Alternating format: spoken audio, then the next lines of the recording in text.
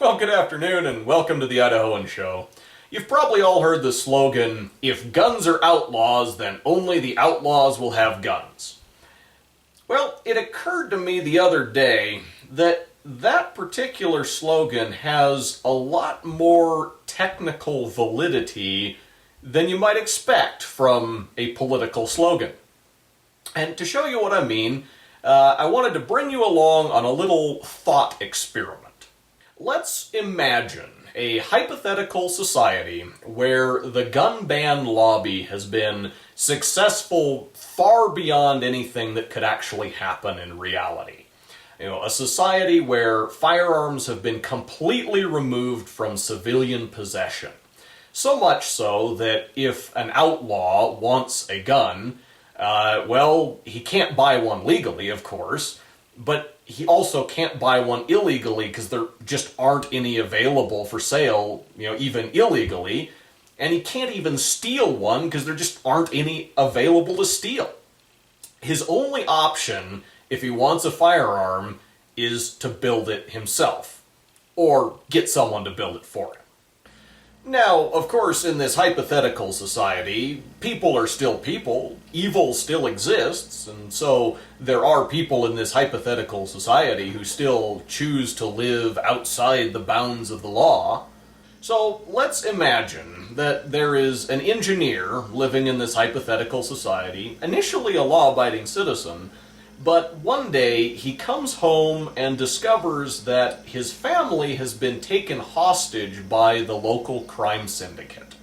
There's some thugs waiting at his house for him when he gets there, and they inform him none too politely that they will bludgeon his family to death with baseball bats unless he agrees to help them build firearms for their criminal organization. And the engineer, fearing for the lives of his wife and children, agrees to cooperate. So he sits down with the crime boss and a few of his henchmen and explains that in order to design firearms for them, he needs to understand his design requirements. He needs to know what it is that the guns he's designing are supposed to do so that he can design guns that will do that. And so he asks them, what specifically is it that they need guns for? And the crime boss says, first and foremost, we want to commit armed robberies. Well, the engineer says, hey, I've never been part of an armed robbery, so I can't really visualize what that implies about the design requirements. When your men commit an armed robbery, how far away are they when they're shooting people? How fast do they need to be able to fire? Are the targets moving? Are they stationary? Are they wearing body armor? Help me to understand the design parameters that I'm up against for this scenario. And, the crime boss and his henchmen kind of look at each other and they think, ideally in an armed robbery we don't actually shoot anybody. We just point guns in their faces and tell them to give us their money, and if everything goes well, they give us their money and we're on our way. And so the engineer says, aha, you don't actually need functional firearms for an armed robbery. All you need is guns that look intimidating enough to convince your victims to give you their money without firing a shot. And so the engineer draws up a design for a simple look-alike firearm that can be fabricated using only a few pieces of plumbing pipe and some sheet metal and a few assorted power tools. And while it's not functional as a firearm, it looks like some kind of military submachine gun. It looks very convincing and very intimidating. And so the crime syndicate fabricates a bunch of these, they distribute them to their various operatives, and they commit a bunch of armed robberies with them. The gun is heavy enough, it can be used effectively as a club if they actually do need to bludgeon somebody with it. And they're very successful. But they're not satisfied. The crime boss comes back to the engineer and he says, these guns that you designed for us, we're great for armed robberies by and large, but we need to bump somebody off. We need you to design us a gun that we can use for homicides.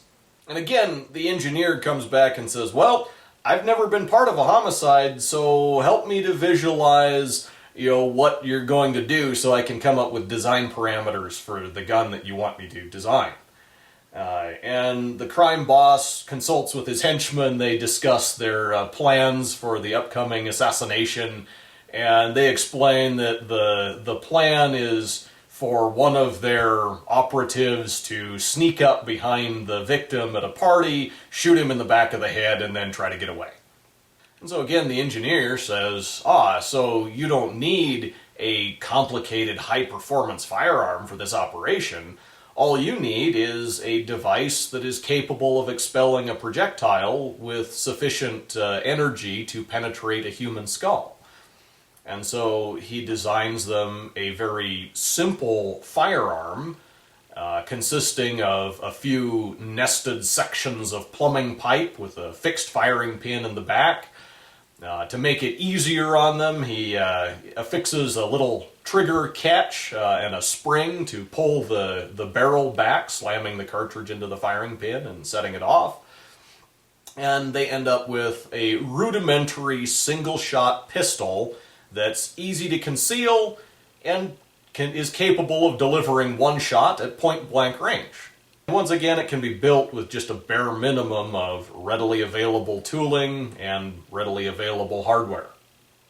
So, the crime syndicate goes off and fabricates a few of these assassination pistols. They bump off a few of the rival crime bosses. The engineer thinks maybe he's off the hook, maybe they'll let his family go, but they're still not quite satisfied. One day the crime boss comes back and he says, well, there's this rival crime syndicate that's muscling in on our territory. And we want to send them a strong message to tell them they're not welcome. And so, the rival crime boss, we know that he's planning this big mafia reunion or something, some big get-together, and we need a gun that's capable of firing a lot of bullets very quickly so that we can go in and just, shoot a bunch of people and kind of wreak havoc on this get-together that this rival crime syndicate is hosting.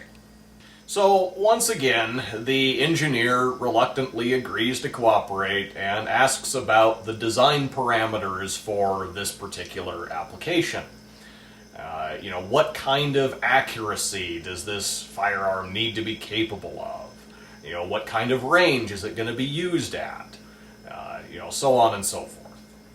And the crime boss explains that, their plan is pretty much to station assassins at all the entrances of the nightclub where this big get-together is happening and just kind of spray bullets into the crowd. They don't need any kind of accuracy. The lighting's not going to be good enough to pick out individual targets anyway. They just need to wreak havoc on this event. And so, again, the engineer says, in that case, we can probably meet your design requirements relatively easily. And he proceeds to design them a very simple, fixed firing pin, open bolt submachine gun. Smoothbore barrel, probably made out of plumbing pipe again. But something that, again, they can build with common power tools from ordinary hardware store supplies, and as long as they can get the ammunition, they can spray it into the crowd. And so, hopefully, this little thought experiment illustrates just how futile it is to try and keep guns out of the hands of criminals, because the type of guns that criminals need are really so simple to build. I mean, let's compare the firearm design requirements that might be set forward by this hypothetical crime syndicate to design requirements that might be set forward by a hypothetical law enforcement agency trying to fight the crime syndicate. The criminals really don't care about accuracy, because either they're shooting somebody at point blank range, or they're just spraying bullets into a crowd, or they're just trying to intimidate people into subjection without necessarily shooting them at all. Law enforcement, on the other hand, is going to care a lot about accuracy, because if they do have to shoot somebody, it may very well be in an environment where you've got one criminal in a crowd of other people, and they need to take out the criminal without injuring any of the innocent bystanders. The crime syndicate isn't going to care too much about things like standardized parts or, component interchangeability in their firearms. Law enforcement, on the other hand, is probably going to want interchangeable parts, for the purpose of being able to maintain their firearms and make sure that they're in good working order. Because they never know when they might suddenly need to use that gun in self-defense or defense of the public, whereas the crime syndicate kind of has the luxury of planning when they're going to commit an act of crime. Similarly, law enforcement is going to put a lot more emphasis on things like standardization of mechanisms, standardization of sights, having good ergonomics so that they can train their people to use these guns effectively, and they can have consistency in their training program. They don't want to have to develop an individual training program for every gun that they purchase. The crime syndicate, on the other hand, probably isn't going to have a training program, and so they're not going to be concerned about things like that. So, wrapping up our thought experiment, what's the bottom line? As unpleasant as it may be to contemplate, the fact is that criminals, the type of people who want to commit armed robberies or homicides or spray bullets into a crowd of innocent people, are always going to have access to firearms to commit those kinds of actions. Because if they can't buy one on the black market or steal one from someone who already has one, they can build one themselves from pretty simple components. Something that would function well enough for those applications. Meanwhile, the type of firearms that are most conducive to enabling law enforcement and responsible citizenry to defend themselves and protect the public are much more difficult to design and construct than the kind that would be amenable to criminal activity. And so, if we want to promote peace and fight crime through firearms legislation, seems to me the best thing we can do is eliminate red tape to reduce administrative overhead for the companies that manufacture firearms for law enforcement and responsible citizenry, so that they can focus their energy on meeting the stringent design requirements that these types of firearms naturally entail. Ultimately, we cannot keep firearms out of the wrong hands. So instead, let's focus on making it as easy as possible to get the best possible firearms into the right hands.